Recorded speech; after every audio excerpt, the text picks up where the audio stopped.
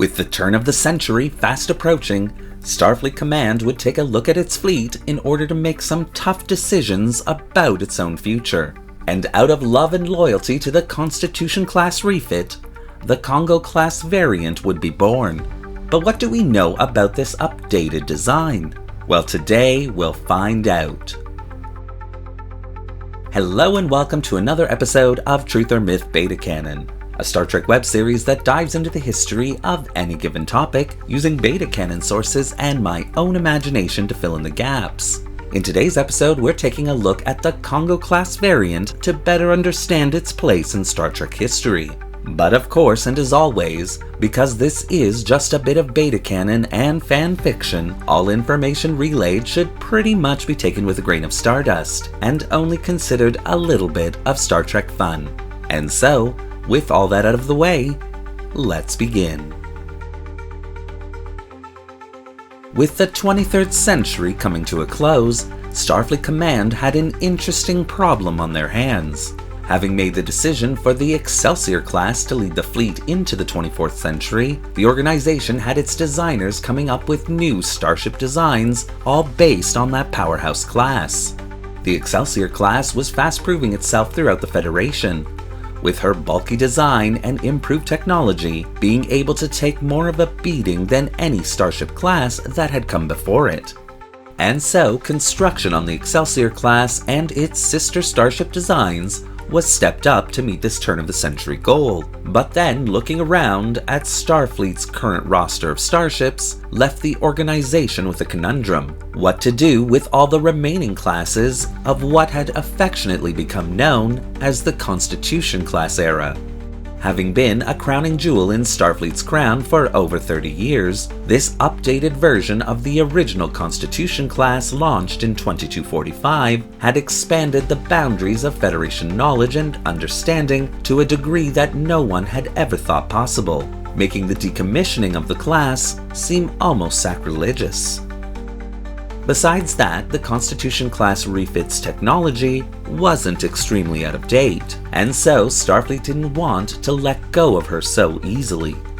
So as always, Starfleet Command turned to its starship design engineers for a solution to their problem, and their best and brightest made the suggestion that had served the original Constitution class so well, a project to be initiated to refit this class once again. And a short time later, the Kongo Class variant would be born. Sitting at a length of 305 meters, the Kongo Class variant would be designed to be operated by 325 officers and crew members, with advances in automation making this substantially lower crew number possible. Pulling the USS Kongo from active duty, her saucer section would receive a complete redesign, having Starfleet's designers taking inspiration from the NX class and updating it accordingly. Newly created CR Mark IV warp nacelles would be included in this design, along with a modified version of the warp core utilized in the Excelsior class. As a result, the Kongo class variant would have a standard safe cruising speed of warp factor 8 and a maximum speed of warp factor 13 for 12-hour increments, all old warp scale factors of course. In fact, the Kongo Class variant would be the last starship class launched to use the old warp scale in its specifications, with Starfleet's warp engineers having redesigned the warp scale heading into the 24th century. Tactically, the Kongo Class variant would contain the latest dual phaser emitter banks, as well as torpedo launching systems, and be protected by the standard shield systems of the time. 2 additional shuttle bays would be added to the aft section of the primary hull. The reason for this was that Starfleet intended to change the mission profile of the Kongo Class variant to one of colony, starbase, and Starfleet facility construction throughout the newly established areas of the Federation, as well as helping the Klingon Empire move their homeworld and build an entirely new one. This would require construction vessels, the likes of which the Quadrant had never seen before, which in turn would require several smaller construction shuttlecraft to get the job done. So the addition of 2 shuttle bays would make absolute sense, while at the same time the conversion of the Kongo class to this mission profile would serve as a political decision, designed to remind the Klingon Empire of the role that Captain James T. Kirk and the crew of the USS Enterprise A had played in securing not only peace, but the survival of the Klingon Empire as a whole. Enlarged cargo facilities would also be included in the Kongo Class redesign, as well as a new transporter system designed with increased capacity and range to make establishing New Kronos much easier. Launched in early 2298, the Kongo Class variant would hit all the goals that her designers had intended for the Starship class, and with Starfleet Starship designers ensuring that such a refit of the older class to the new variant would only take about 8 months to accomplish, Starfleet gave the go-ahead for 20 additional Constitution Class refit vessels to be pulled from active service and receive this upgrade. And so, as the Excelsior class and its new fleet of starship designs ushered in the 24th century, just behind them would be 21 updated Kongo Class variants just waiting for their missions to begin.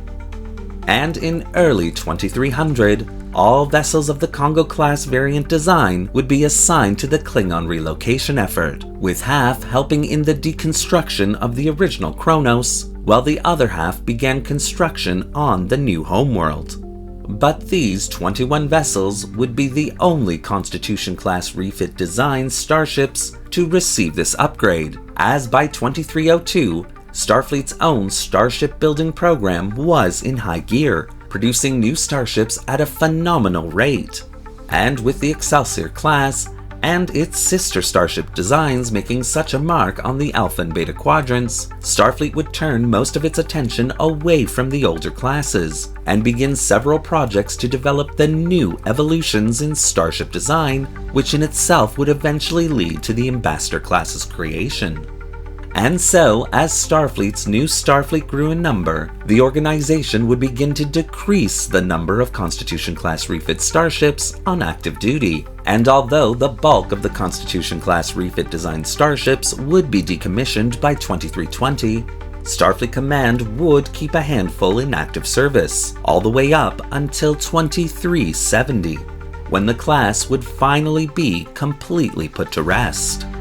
As for the Kongo Class variant, its service would be marked by how well it performed during the Klingon crisis, and as a result, with the Federation needing construction services all throughout its territory, all 21 starships of the class would also survive in service until 2370, when they too would join their older sister class in restful slumber.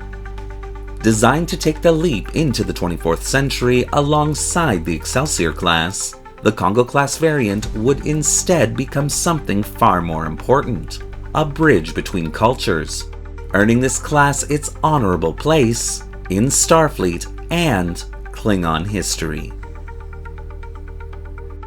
Thank you for watching today's episode of Truth or Myth Beta Canon.